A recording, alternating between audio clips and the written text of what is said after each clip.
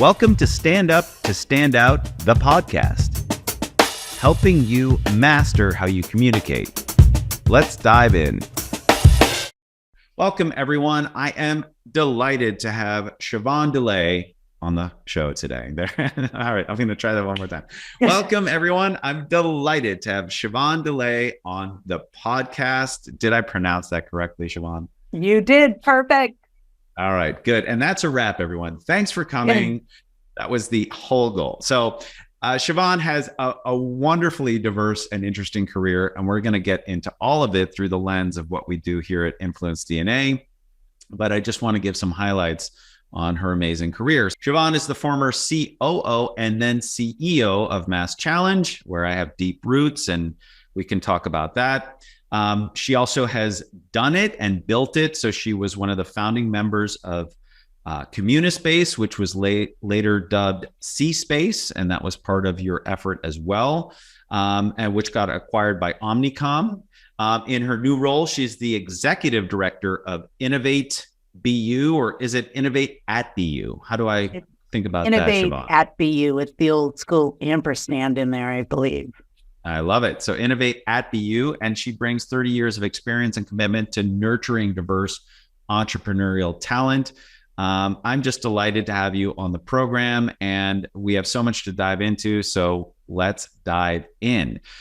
My first question is, one of the things you shared and I listened to was about your post-college experience. And you were talking about how you worked at an agency for almost a decade, and that kind of formed some of your early professional experience. And in that, you were talking a lot about showing up, outworking other people, and really just getting it done. Something I hear from a lot of entrepreneurs and innovators and people who make it to the top of any organization. And so I'm wondering now, you also have kids who are coming through college. Does that same advice feel applicable now that you show up early, you outwork everyone else, and that's a unique advantage that you can have over others to get ahead in the workplace? Or do you think about that differently now? I don't know the answer to that, Stuart, but I will say that it's it's what worked for me. I mean, I think part of that was internal. I didn't know if I was good enough. I think it was a different world 30 years ago, where as a woman, I didn't know if I was good enough. There were a lot of my background, but I knew that if I worked harder and worked longer, I could do it. The other thing that I was very impatient.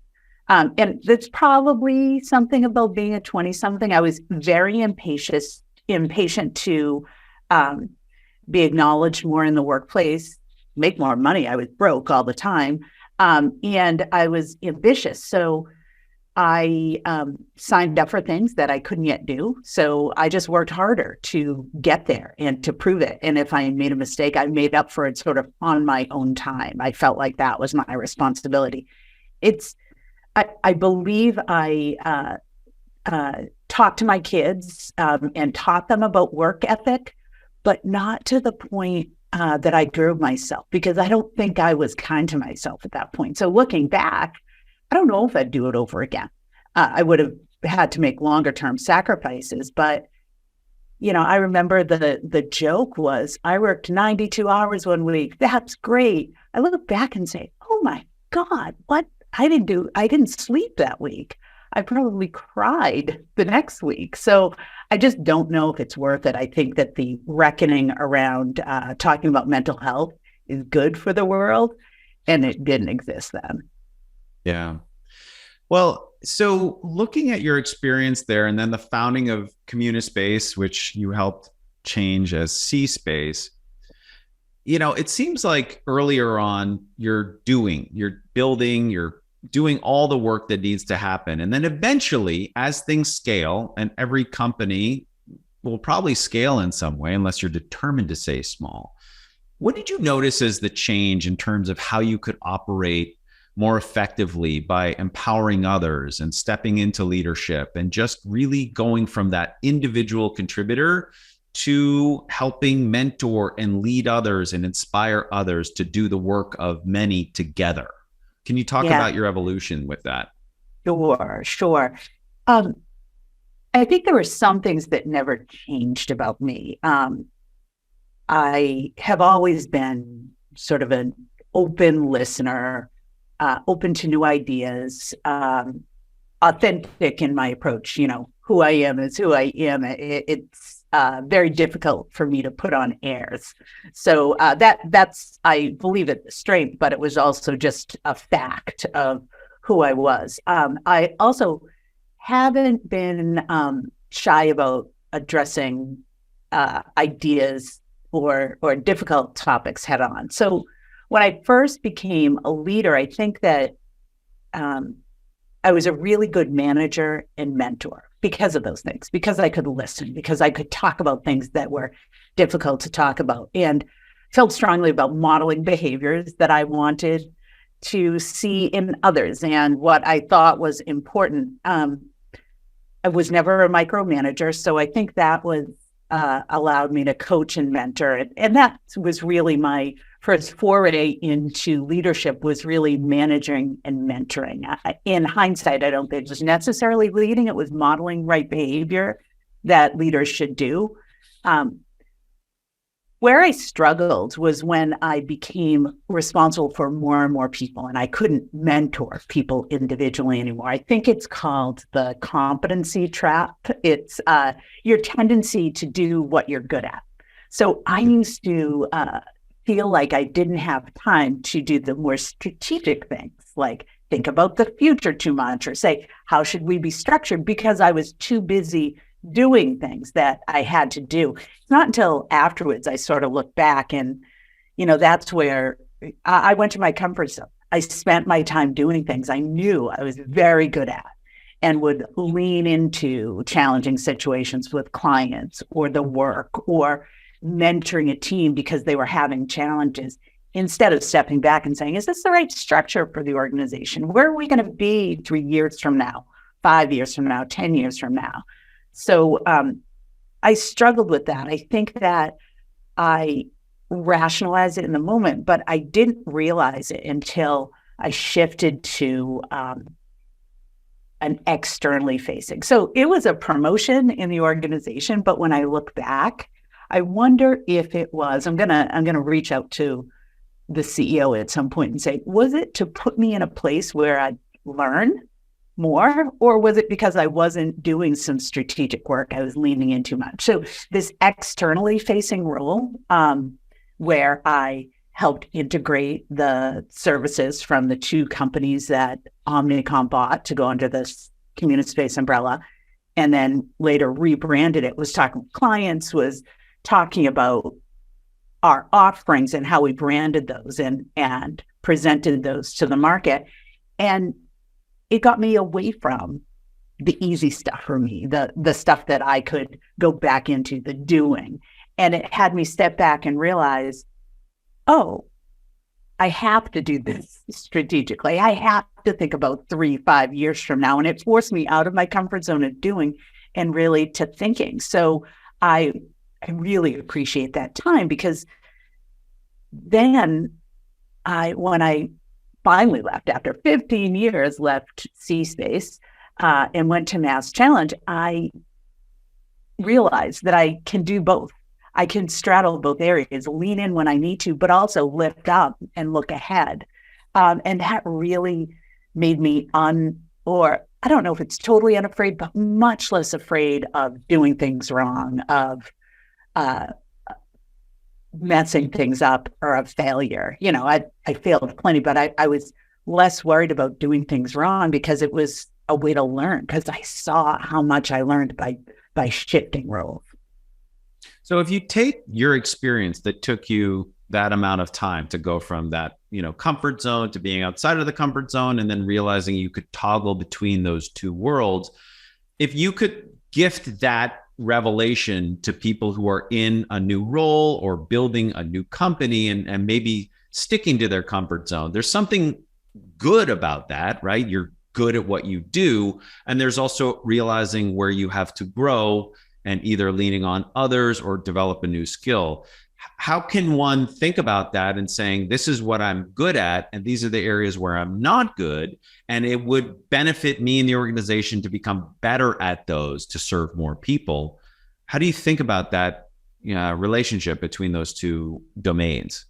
Sure. Well, I give entrepreneurs that advice now. When people say, I don't have enough time to do everything I need to do, I talk about my experience and also say, so what are you spending your time on? And often it's the things that they feel really confident about. They don't have time to fundraise because they have to run the business. It could be that, but you need someone else to run the business then because you have to fundraise. So there are things that you have to do, but you don't have time. That's often leaning into that. And I think the term is competency trap, but it's leaning into what you know you can do well. It's your comfort zone. Even if it's hard, it's you can get through it. So when you don't have enough time to do everything, take an inventory of what you're doing and be honest with yourself if you can, or get someone to help you be honest about what you're avoiding by being good at something. So let's use that to pivot to teamwork or build on that, because I think when most people hear teamwork, it's positive. I do this, you do that, and collectively it's bigger than what we could do individually. But few people don't know where to begin, how to encourage collaboration, how to make the most of it. In terms of what you've both done and what you've seen and what you encourage others to do, how do you think about establishing effective teamwork for a company and internal team? Yeah, I think that the tools I've leaned on, whether my team's small and growing or really large, hundreds of people, is what I learned about community building early on at Communispace. And that's about co-creation and creating rituals, not religious type rituals, but shared experiences. So some examples of that might be when you're a small company. When I was at Communispace, we created values as a team. So we had our mission, we had our vision. This was after a while. But we sat down and said, how do we want to behave? How do we want to treat each other? And how do we want to represent ourselves and show up to each other, our customers, our partners? And we co-created values. We really owned that. And as the company grew and grew, we didn't have me or a couple of leaders talking about these are our values and this is how we behave. We had a cadre of founders or people on the team that talked about this is how we work, modeling, this is how we behave. So that co-creation, whether it's, service standards or anything that you can co-create as you get larger. One of the things we did at Mass Challenge was we had a cohort-based effort to address some of our diversity DEI challenges. We hired someone from the outside, but we put a third of our company through what do we need to learn about DEI to change what we're doing, to do new things, and to admit where we went wrong. And so by co-creating our effort, we created real teamwork. And when I say co-creation, always across functional areas, across departments, skills, et cetera. So I like the example, Communispace, you're part of the founding team, that works. And then, of course, when you're leading an organization, they're listening because you're in charge. What about someone who's in neither of those scenarios? Maybe they're joining a team. Maybe they're hired for their expertise, but the people have already been there, or they're not at the C-level. They're not in a leadership role, and they're joining an existing team, but they're seeing things that aren't there, and they want to bring some more teamwork elements into a new group. Any thoughts on where to begin? Yeah. So I have some thoughts. I don't know if they're right or not, but it's a similar thing. So you're responsible for something. So if you got a job, you have responsibilities. So the first thing you can do is talk with people about what went well and what they'd suggest to do differently. Engage people in. So not co-create your role, but listen deeply, really try to understand where they're coming from, and ask for their advice. Be humble right from the beginning. So if you're leading a team, that's what I assume, if teamwork or even just peers, you can say, I'm coming in with, this is my background and this is my experience, but I have a lot to learn because I haven't worked here before and you have. Can you tell me your view of what's been going well, what advice you've given me, not just by joining this organization, but what I should do? Where are the potholes or speed bumps that I should look out for? So engaging people in your work is a way to start to open up things. And if you're asking across functions, that starts to create teamwork. People have a stake in not just your individual success, but joint success.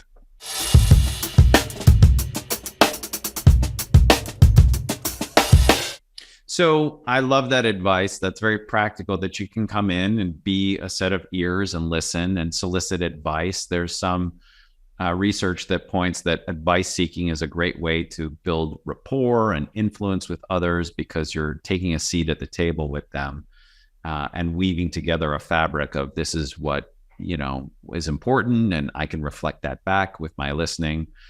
So there's a lot there. I'm curious about when you were at Mass Challenge, which you served as CEO for 5 years. Is that correct? Yeah, as CEO, I was there for a little over 5 years, combination of the littles.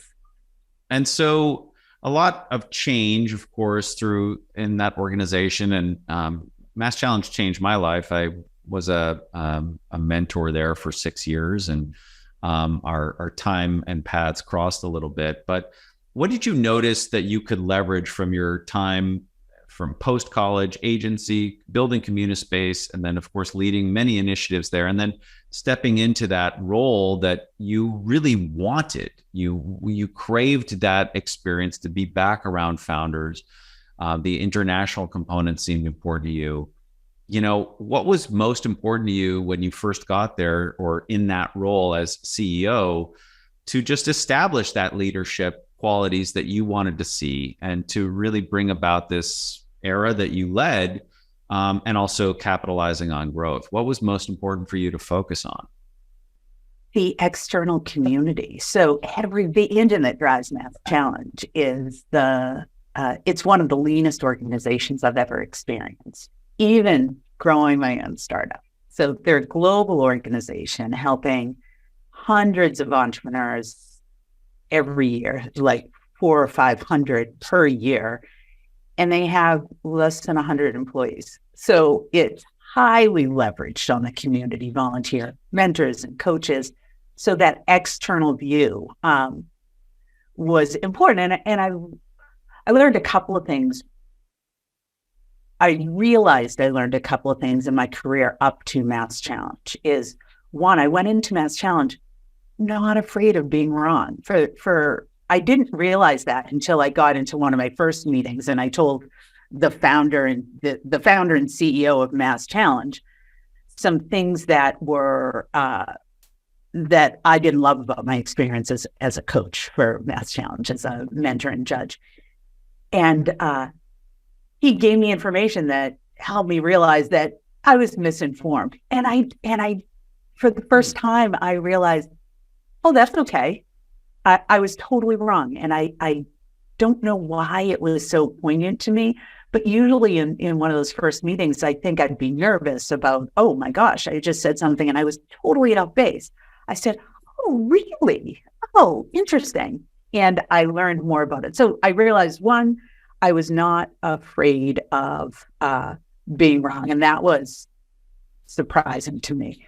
And the other thing that I realized, and I learned from Scott Bailey, who is there, is it's all about the community. So as I talked with people in the community, I found out a ton of things that Mass Challenge needed to do better and needed to learn. And I was really open about it. It wasn't until years later, actually just recently, that I read Adam Grant's Rethink or Think Again. And he talks about, he celebrates when he gets something wrong. I don't think I was celebrating, but I was more open to it at that point in my career than I ever was. So that being really open to being wrong and not being defensive, sort of embracing it and being totally external focused was community focused was sort of my mantra for my years at Mass Challenge. And by external focus, what do you mean by that? Yeah, it was focused less on the team. So I made sure that the team was focused on, and I spent some of my time with the team, those 100 people around the world, but most of my time was spent with startups, experts, which were mentors, judges, speakers, and partners, so financial donors, corporations. So I spent most of my time outside in the innovation ecosystem. I think that's what set me up to even think about the current position I'm at BU or be involved in a myriad of things that I am now. But that was my main focus. In that role at Mass Challenge, what do you feel was your strong area and what was an area of growth that you really were able to, learn about yourself and learn new skills as that leader of the organization? Yeah, my strength was my link with people by my client management years, all that agency work, and helping to build teams. I could connect with humans. I could be authentic. I could listen well. I got what we were doing because I was a founder before. I also worked with a lot of Fortune 500 companies. So I understood. So that's where I felt comfortable, meeting people, understanding their needs, sort of linking them with how we could help. The very new part to me was fundraising. So there are some things that are similar to corporate sales that I've done before, enterprise sales, which are challenging, but I actually love the challenge. There was a portion of my leadership role at Mass Challenge was that what was totally new to me was government grants and fundraising from wealthy individuals. I came from a humble background. Rich people make me nervous. And it's this, I feel like it's this, sometimes that would be my assumption. So that was all new to me. It was a challenge. I was very tempted to go into that competency trap area and say, I'm busy over here doing this, so I don't have time to do this. But the thing about fundraising is you need it to pay bills. So I couldn't make that excuse. And I think I learned from my years before when I fell into that trap. So did you learn to embrace it, love it, thrive, or was it just something that you became a lot more comfortable with, but it's not something that you actively seek to work on? I developed over time. So I went through all those stages you just mentioned. I went through all of them, meaning I did it somewhat, not begrudgingly, but hesitantly. And then the government work I ended up really enjoying because it was talking with people it's Massachusetts. That's where my focus was, but both sides of the aisle, let's say, talking with a lot of elected and non-elected officials, talking with Governor Baker about economic development and all the agencies that deliver. So that was very interesting to me. It was new, and the whole political science junkie of me really found that fascinating. It was frustrating because it's slow, but I get it. I got the most money from the Commonwealth of Massachusetts that we ever got from Mass Challenge, so that was nice. Well, hey, don't bury the lead, Siobhan. I mean, come on, that's real numbers. That's great. Yeah, and on the fundraising side from individual donors, that was still challenging, but I had to work myself up every time. Having said that, fundraising for economic development is so difficult. A part of my role at BU is fundraising for innovation for students. Comparatively, it's a breeze. Economic development is tough because everyone thinks someone else should do it. Individuals think the government should do it because they're creating jobs. Government says, we did it. Now, unless private industry can sustain it, we're not going to fund it forever. And it's a lot easier for individuals philanthropically to give to really important causes that are about human rights, right, instead of about economic development. So it's a tough one all over. But I learned skills, and now I feel really comfortable with it. More challenging at Mass Challenge, less challenging here. But I feel like I built a lot of skills at Mass Challenge that I can apply where I am at Boston University now, and I'm happy for it. So can we talk just about leadership a bit more and just looking at your experience and your evolution? I know I don't want to be repetitive, but I'm really just interested in seeing, now that you can look back on your career from being in the trenches and building and then weaving together a company through acquisitions and leadership, I guess I'm wondering, for someone who is in a role where they're not seeing leadership opportunities, my first instinct is always be a leader, find a way to lead, find a way to get people together. Maybe it's monthly social hours. Maybe it's an interest group at work or in your organization. But I don't want to just look through that lens and say that seems appropriate. But if you could give, a playbook or an advice, or just, this is what I think you can do at any stage of your career, whether you're an intern or whether you're leading a new team. How do you develop that leadership comfort if it's not in your comfort zone? If you're really good on the lab bench, if you're really good as an engineer, if you're a quant and you're just a math whiz, but you know that you need to do things with people, where can one begin and start bringing that into their day-to-day, week-to-week activities? Yeah. It's not too far off the things you said, but I'll try to be really tangible about it. One is you got to get through all the stuff that stops you from doing it. So I do want to say that it's okay to be a quant jock. It's okay to stay on your lab bench if that's what you want. Not everyone, but if you desire to do more, if you see long term that you want to get to another place, then you do have to think about this and taking sort of one step at a time, just stepping out of your comfort zone a little, but with people. So what do you already know? Offer to teach people about that. If there's already a staff meeting, get on the agenda and share what you're doing for work. You know that more than anything. So share that. Start by showing how you add value beyond your lab bench or beyond your desk. Just show it a little and start to look for those opportunities. You don't have to go all the way to sharing about your personal life. You can just start step by step. There are also some of the things that you talked about are really important. Showing that you care more about your job, just what you have to do, caring about what other people do and helping them. So that's starting to be a leader, starting to look for ways that you can all collectively improve. That's above and beyond what might be on your job description or what might be part of your performance review. But it's so important, and it will be part of what people recognize.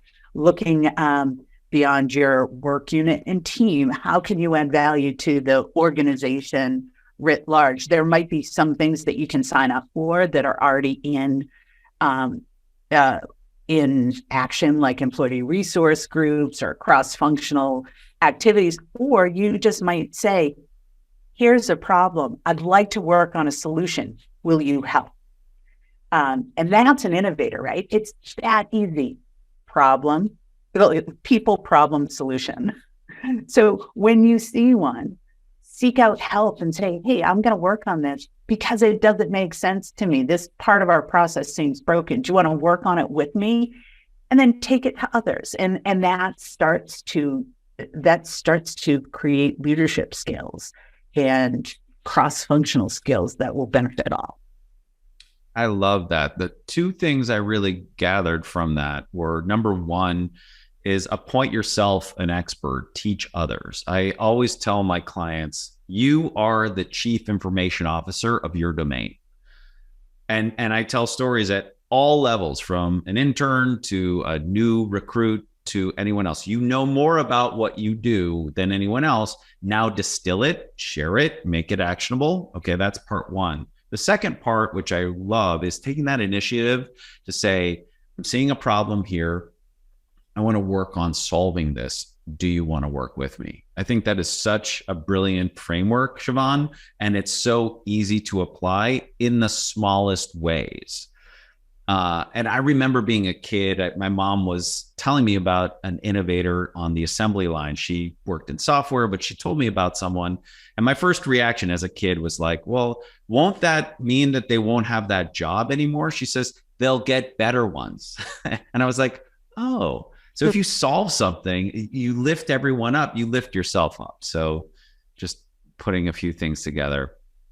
I have one more thing that you just made me realize is I see the same thing when people are presenting, how nervous people get in their own head. I'm going to mess up. I have this script. And if I don't follow it, people are going to fill in the blank, like negative. It's before you present, someone said this to me and I say it to other people now. Once in a while, I'll need it. I've done it so much, I feel like I don't need it much anymore, but once in a while I do, is you know way more about what you're going to say than anyone in the room. Even if you're talking about science with scientists, they don't know what you're going to say. So you know it. No one's going to know that you go off script. No one's going to know that you forgot a point on a slide. You know it. So just do it and be the expert that you are. I find myself reiterating that to people. It seems to help. It helped me in my 20s. 100%. I love that. And, you know, one of the things I share, I teach a lot of this all the time for people in industry and innovators. I say, don't focus on what you have to say or even do. Focus on how it's going to help them with something. Give them actionable advice. Give them an epiphany. Give them a new way of looking at data. Giving them a few solutions that they can partner with. If you focus on helping them fall into whatever it is they're committed to, then they're going to be hanging on your every word. You can stumble all over the place. They're not going to care. I love people that. are very selfish with their time. They want what they want out of this information. And so they either want something useful or something surprising or something in the middle, right? There's got to be some value here. So I love that. I love that. So let's talk about one of the things that's underpinned my whole professional life, which is communication. It seems like for leadership and teamwork, one must be an effective communicator. And so I'm wondering about your journey with communication in terms of communicating to your colleagues and then to clients and then to partners and stakeholders, investors. How have you thought about communication as a skill throughout your career? And then what have you done to meaningfully affect how you communicate? It has been quite a journey for me. I'm the youngest of 4 children, younger by 8 years. So I was always quiet. I never got a word in edgewise within my family. And it was always, I was shy, very different from how I am as an adult. I don't really know what happened there. But I think it was, I finally needed to be heard on my own. So I started to step up and do to talk for myself. And that didn't happen for a really long time. So I started that because the other challenge that I had is I had a really thick Boston accent, and it gets in the way of professional. I learned that at undergrad, how strong my Boston accent was. It was getting in the way of communicating with people from different areas of the country when I was in college. So I started to adapt that a little bit. And then when I realized that, I guess I realized that I need to adapt a little if I want to be understood, I need to adapt a little bit, but I can still keep who I am. It was a struggle for me to let go of my accent because I felt like I was let going of some of me. But after a while, it was like, it's the only way people will understand me. So I'm going to let go of that. And then I realized when I communicate with people, I can adapt things and still be me. I just need them to understand me. So I have spoken with, as we talked about, donors, rich people and not rich people, and founders from many different backgrounds, academics now. And I can still be me and change the way I communicate. So I'm understood, really putting myself in their head, in the audience, as a presenter, in the audience heads and where they're coming from. But now it's almost innate with me. I sort of try to figure out where the person's coming from and try to meet them where they are. That absolutely came out through client management. You need to do that. You need to understand where people are to meet them where they are. Listen to not just what they're saying, but social cues. I think I got some of that too. I've lived internationally, usually by myself. So sort of looking for cultural clues, seeing what I'm doing wrong and adapting quickly. So I don't know how I did it, but that's, I believe, how I evolved to being a good listener and communicating in a way that makes sense for who I'm talking to.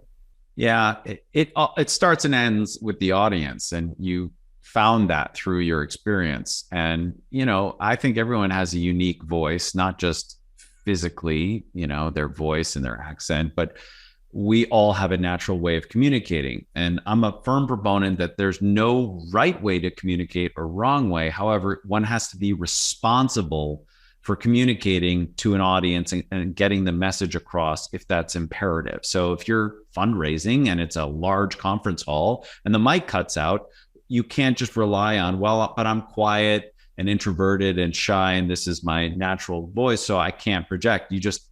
This is what I need to do for this event at this time for that audience, or this, so you really just have to be able to pivot and adjust on the fly. And you learn that for yourself, and knowing who you are doesn't change, but being responsible for the message, I think, is just an imperative lesson to learn. Yeah, that just reminded me. I think one of it might go back to some work I did when I was in consulting was around process improvement. One of the things around process improvement and just sort of mapping a process is the handoffs, or where things go wrong. And I learned early in my career that I need to be responsible for the total handoff, not just sort of throw it over the wall and say, I did my part, don't know if they got it. I have to be responsible for that person catching it and being able to do the next thing in a process. It's the same thing with communication. So I told them, I don't know. That's not an excuse saying, I told them they didn't do anything with it. You have to communicate in a way that people can get, absorb, and act. And if you own that whole handoff, then you really think about the words you use. You really think about the face of the people you're talking with, and when they are looking at you like they have no idea what you're saying, or they glaze over, you have to think of a different way to do it, either in the moment or afterwards through follow-up. So owning that full handoff, I think, has helped me in communication at an individual level and all the way to large groups.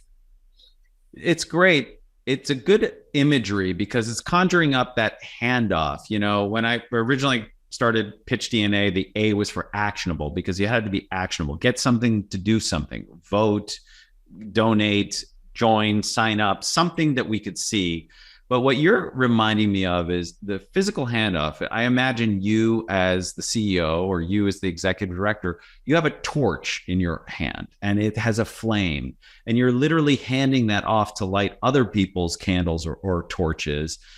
But now if they have that same flame, they got the message. What are they going to do with it? And this is the part where, it separates really good communicators from next level experts, because the best I've seen have a way of framing their message such that the fires burn bright for hours and days afterwards. Whether it's stories, anecdotes, a feeling, something in the way they communicate that just lifts people up or inspires them to the action that they committed to. So it's just giving me that imagery.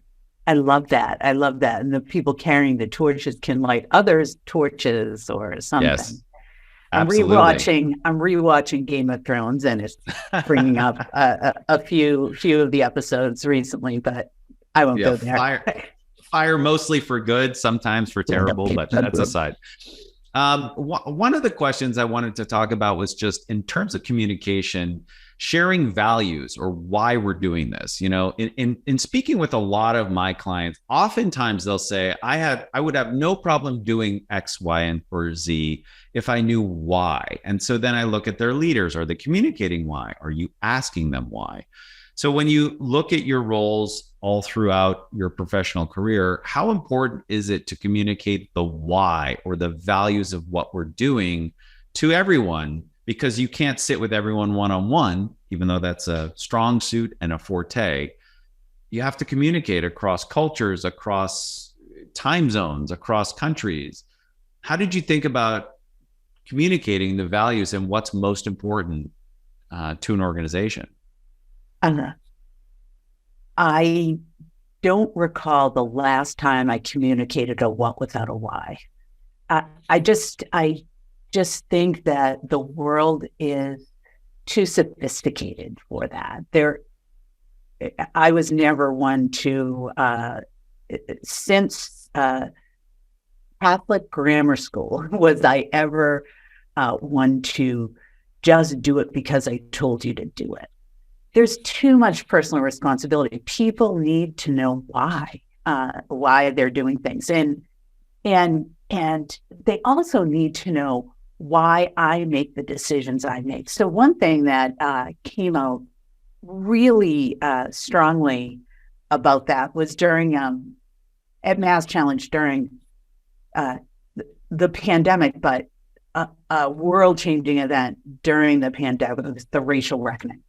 And there were things that we were making decisions on that people in the whole company needed to know the why. So I actually started to document some pretty big decisions to say, this was the context, this was the decision.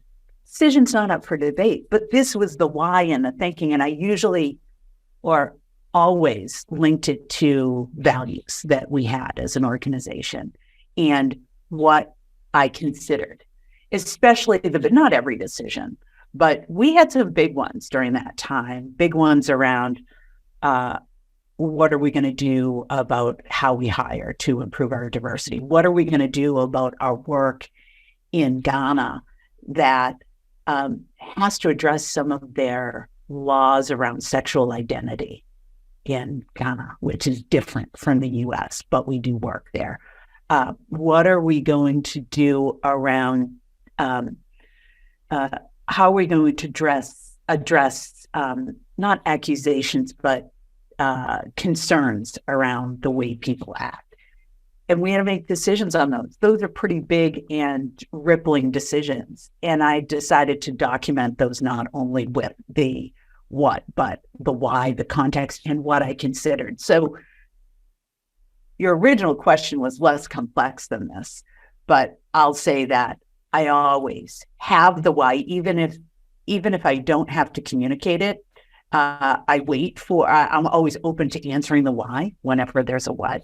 And sometimes you have to proactively talk about context and talk about the whys because it's really important. The world is too sophisticated, and especially the workforce now, who are younger, mainly younger than I am, require and deserve the information they want.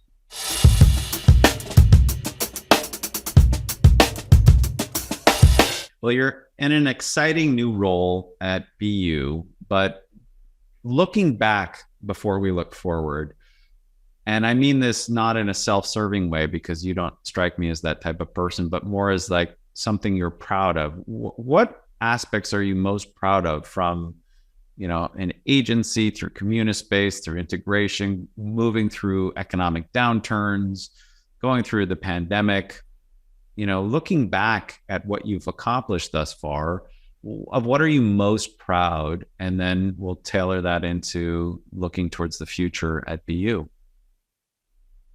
Hope this doesn't sound cheesy, but relationships. And I'll give you an example. We just had what we called an OG community space reunion. It was the people, it's like the first group that were only in Watertown. We moved from Watertown to downtown Boston in 2010. So it was the first people, or 2009. It was the first 10 years of us. Those are the only people that were invited. It was 2 hours on a Sunday in August. Or July. We didn't really know who would show up. We had people from all around the country come. There were almost 200 of us there, and it was magical. It was these people some of whom I haven't seen in 13 years or 14 years, or even only just a community space for a couple of years during that time, and talked about how what we built changed their careers, how some of the things they learned changed their lives. It was just the connections and those relationships. I would start a company with those people. Again, I don't even care the topic at any moment. So that was special because we always wanted to create a company we always wanted to work for. So what we had then was special. And those were the tough years. Those were the pay cut years, the roller coaster years, the chase the mail carrier for a check years.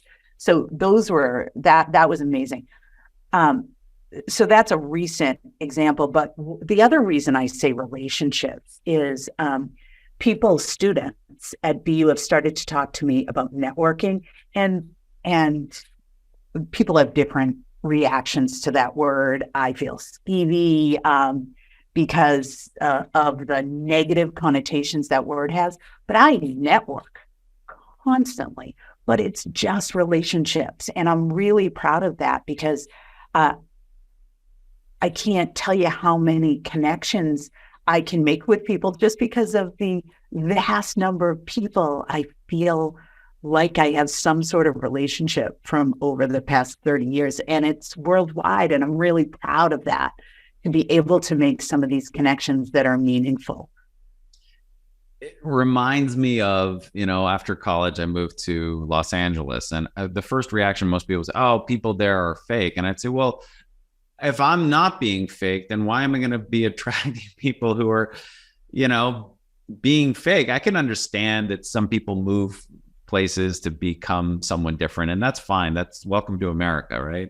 But part of me thought, if you're being authentic and connecting with someone, then you're going to find those people who are also doing the same. And so that's what it reminded me of, is networking can feel skeevy if you make it feel that way. Or you could say, go learn about something and just find something you have in common.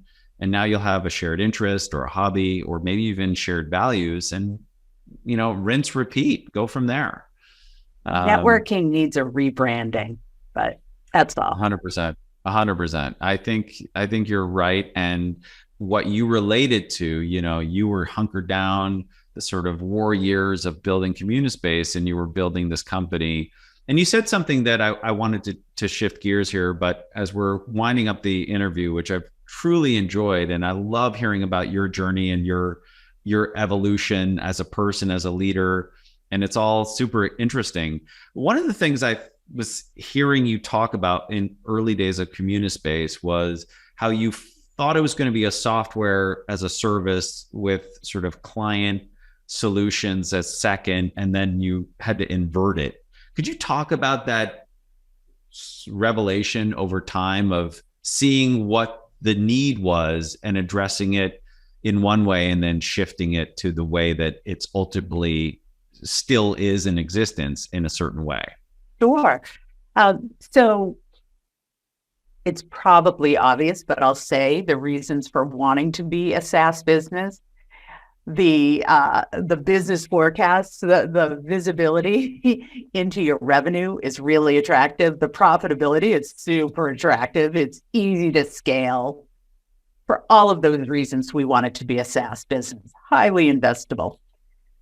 So we built, many of us came from an organization that I did instructional design during that time. I did a lot of training of adults. So it was natural that I would lead client services where I would train people in Fortune 500 companies to use the software.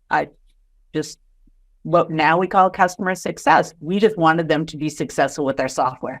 So first time, we'd do it along with them, document what the stages are, figure out a way to train, make that scalable, and move on and create a semi-small group that would do that. Well, shockingly at the time for me is Fortune 500 companies have money but not resources. So they just couldn't put staff to it. And they couldn't hire staff to something that they were piloting. And everyone was piloting us because we were early on. So, and large companies, they don't want to necessarily hire new people. They'd rather spend money on a contractor or on a contract for a finite amount of time and be able to cut that than hire someone, because if you get rid of them, you have to lay them off. So again, Fortune 500 companies had more money than resources, and we wanted to do anything to make them successful. So we did. We found out that we were really, really good at it, creating community online. Again, this was the year 2000. Reddit wasn't even created till 2003, I don't think. So we were creating community online for the first time-ish.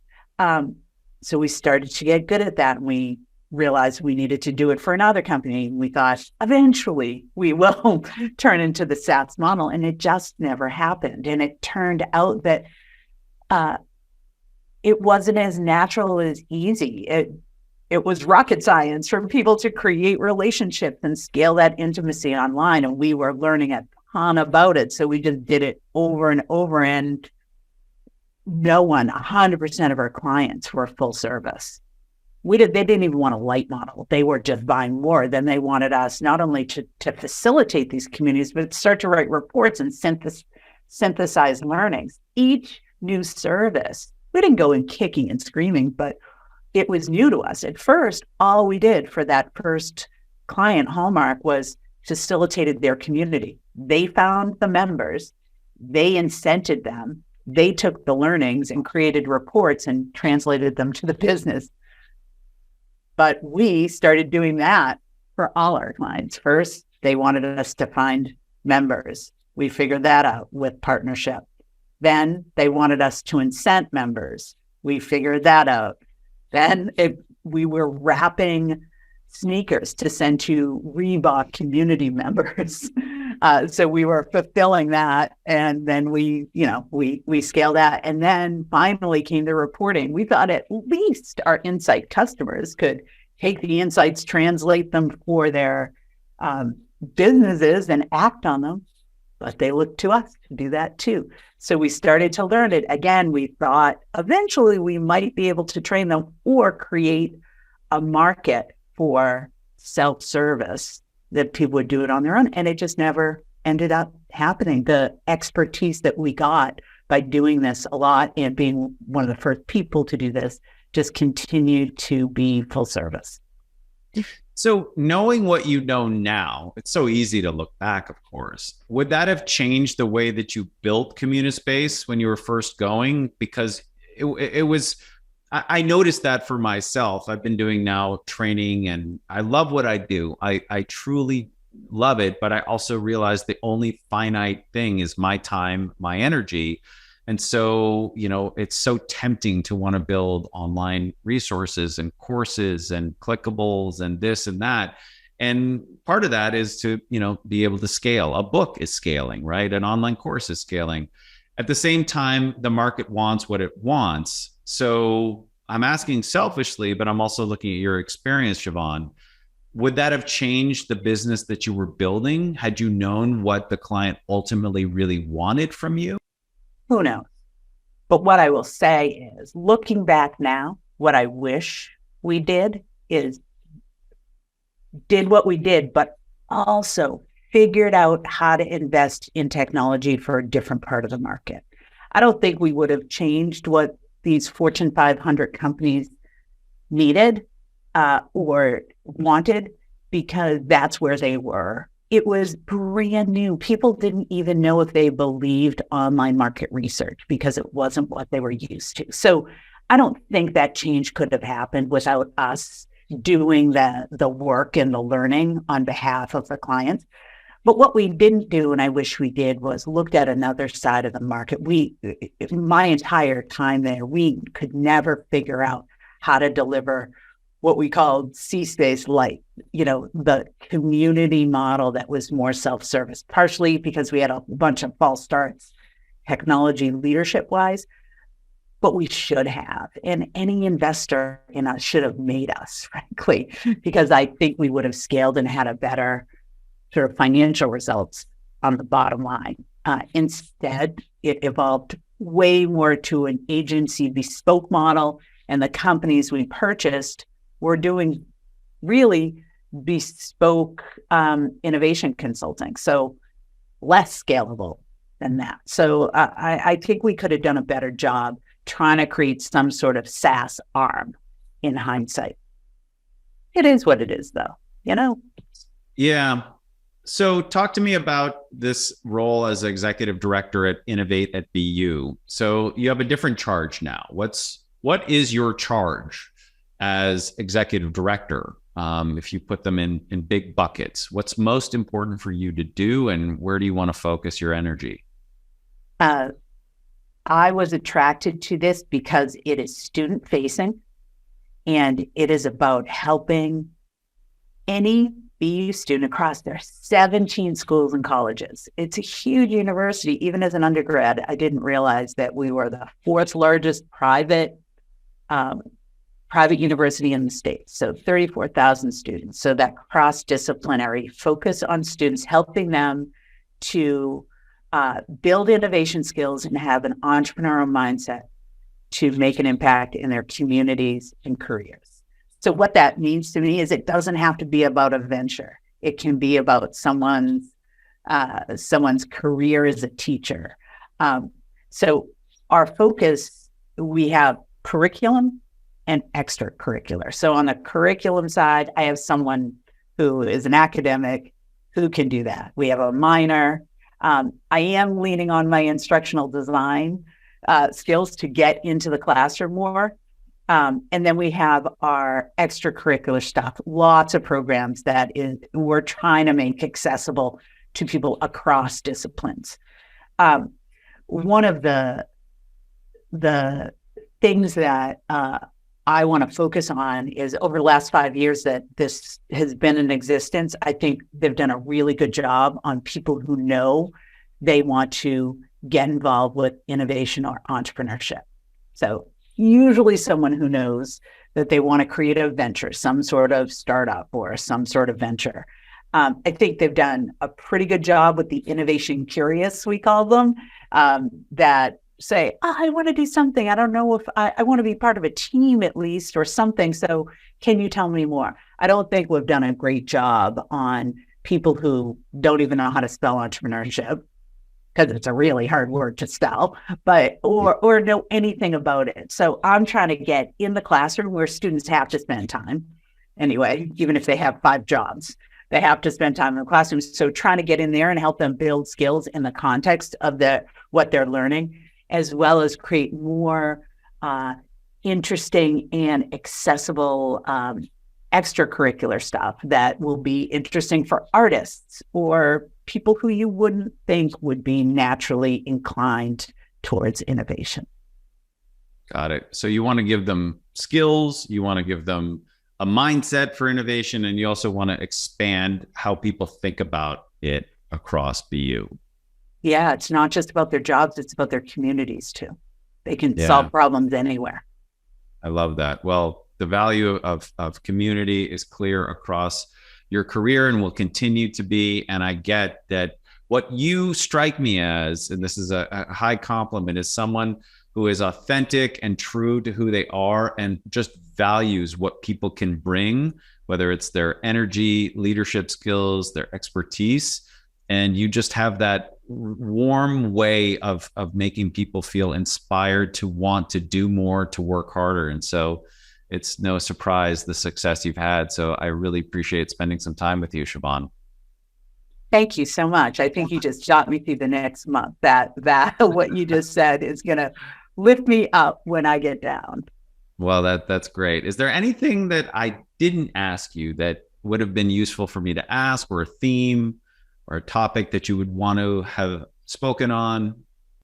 I can't think of a thing. I feel like I just spoke about myself for the last 15 hours. So that's more than enough for me.